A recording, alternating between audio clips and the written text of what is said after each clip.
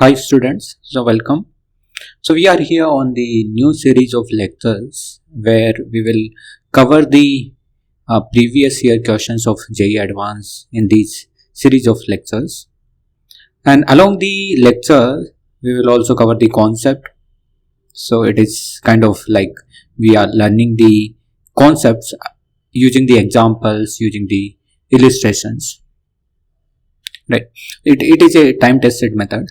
Like you can learn a concept by using the theory, you can also learn by using the examples, and they are very good examples. These questions are have appeared in the JEE Advanced, so they carry a good amount of concept in them.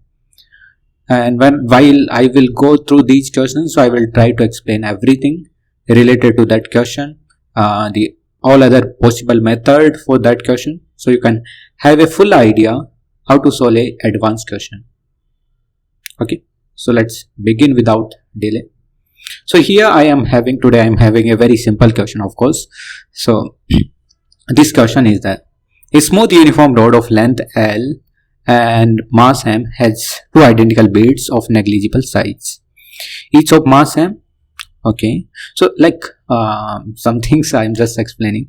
So like when you read the question, just go through it and mark the important things, like length is given to us, mass is given to us, okay, rod is there, and then there are two beads, right, each of mass n.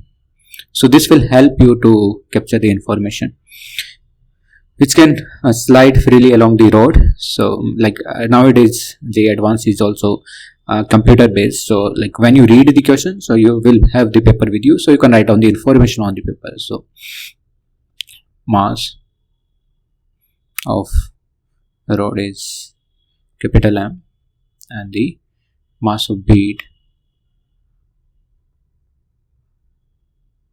is small m. And no need to write, like when you do the paper you will not write on it's kind, I'm just writing it to explain. Length is L. Okay, initially the two beads are at the center of the rod. The system is rotating with an angular velocity of omega naught about an axis perpendicular to the rod and passing through the midpoint of the rod. Okay, see in the figure, okay, they have given this figure. There are no external forces. When the beads reach the end of rod, then the angular velocity of system will be. So when they reach at the end of this rod here, then we need to find out the angular velocity of the rod. Right? So when you read it at this question, so some thoughts will be going through your mind. First of all, okay, this question, can I relate it with the mechanics? First of all, right? In the complete group, if you have studied 11th and 12th, so you have different like mechanics, fluid mechanics, fluid dynamics, and then thermodynamics, kinetic theory of gases, and waves, and then related with the electrostatics, electricity, capacitors, magnetism, and then optics, then there this modern physics and semiconductors. So you will have different these topics. So when you go through the question, your mind will automatically relate it with the some of the chapters, and if you have done the sufficient practice, then it will be more precise in that. So here when you read this question, of course you will understand, okay, somewhat I need to relate it with the mechanics.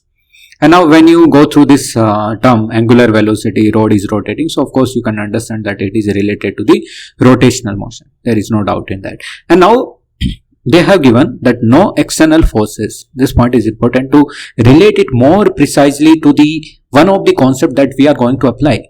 This is the third process of the solving any kind of question, and especially the advanced questions, right? Because there will be multiple concepts. So you need to understand the thought process behind the how you come to the solution, which concept you are going to apply. That thought process is important, and you need to develop it during these our series of lectures. Okay, so when you are going through this term, no external forces, it means whenever there is no external force, I can say that I can apply the, first of all, conservation of the linear momentum. Yeah. And when there are no external force, of course there is no torque. Right now, why I am saying torque? Because this question is somewhat related to the rotational motion. It seems like, right? It is rotating. So that's why no force, it means no torque. Right? Because tau is tau is r vector cos f vector, f is external 0. You can simply say tau is 0. Tau net is 0. Tau net is 0, then what you can say from here? That the okay, tau net is 0, it means alpha is 0, it means omega will be constant, or you can simply say omega may or may not be constant. This, okay, alpha is 0. Then you will say, okay, dl by dt, tau is dl by dt, that is 0, it means L, angular momentum, is constant. So from this point you will be going to know that, okay, I need to apply the conservation of angular momentum in this question. So now you are on the right track, right? So now you will say, okay, now again, angular momentum, there are multiple formulas of angular momentum, okay. First for a point mass, for a rigid body in CRTM. So which formula I am going to apply? So yeah, of course, this complete system is rotating with omega, and this complete system is a rigid system, right? Or the rigid body. So that's why I will apply the formula. Which formula? L equals to I omega, right? So I will apply this formula.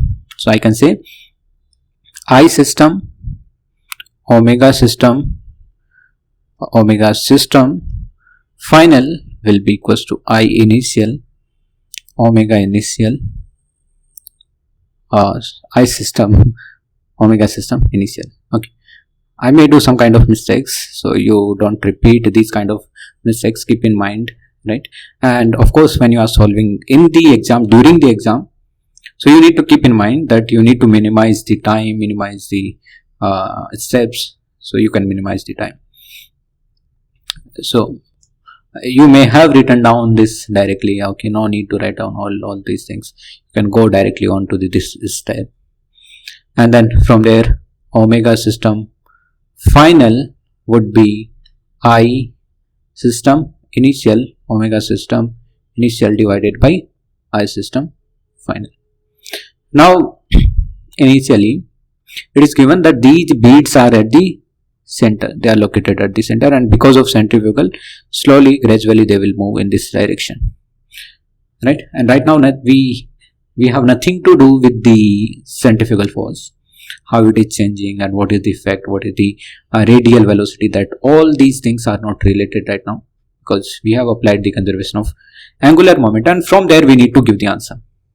Okay, so I system initial was, because this is a rod, this total length is L and this is the uniform rod, so I system initial is ml square divided by 12 for the rod, as you know, and these are point masses and which are at the center, so their moment of inertia initially is 0.